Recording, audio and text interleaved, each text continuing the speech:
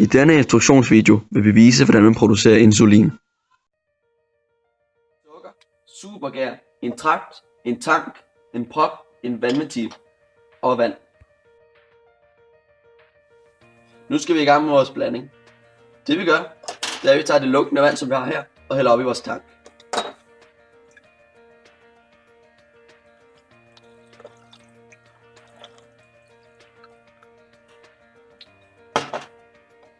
Så tager vi cirka 2 teskefulde sukker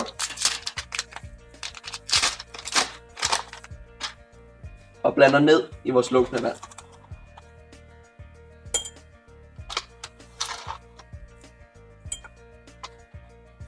Så tager vi og sætter vores prop på,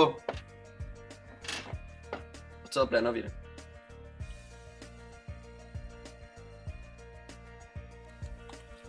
Så, nu er vores blanding rustet færdig. Så tager vi vores prop af og smuldrer vores supergær ned i vores tank.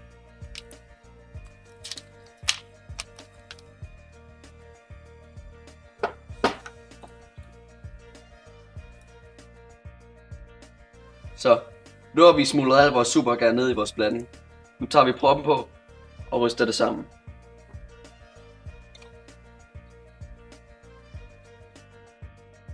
Så, nu er vores supergær rystet ud af vores blanding. Så tager vi vores vandventil og sætter op i proppen for at se, om vores gær vil udvinde CO2.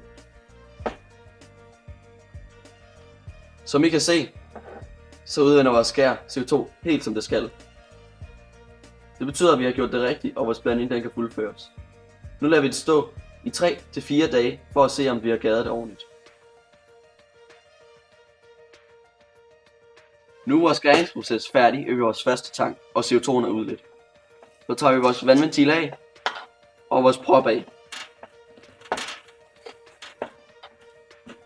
Det hælder vi så op i en større tank.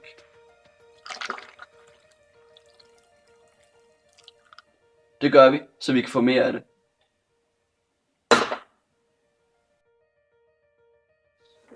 Nu har vi vores anden tank med vores supergærsblanding. Nu tager vi og putter 6 teskefulde sukker i, så vores gær kan få næring. Det gør vi, fordi gær er et levende organisme, og det skal spise, ligesom os mennesker. Så de 6 teskefulde er puttet i. Så lader vi det stå, så gæren kan blive færdig. Nu tager vi vores prop og putter op, og så blander vi det.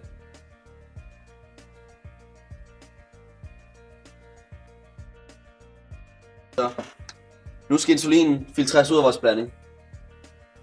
Det gør vi ved at hælde vores blanding op i et kaffefilter og lade det filtrere.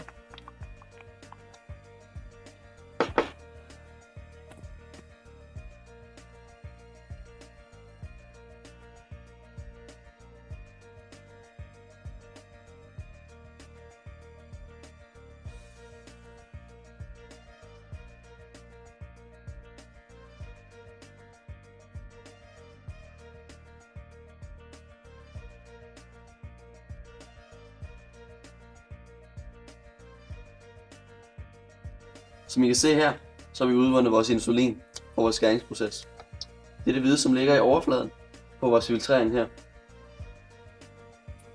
Nu har vi jo ikke så meget insulin, men ude på Novo for eksempel, der har de jo deres kæmpe tanke, hvor de udvinder til halvdelen af dem, der har diabetes i verden.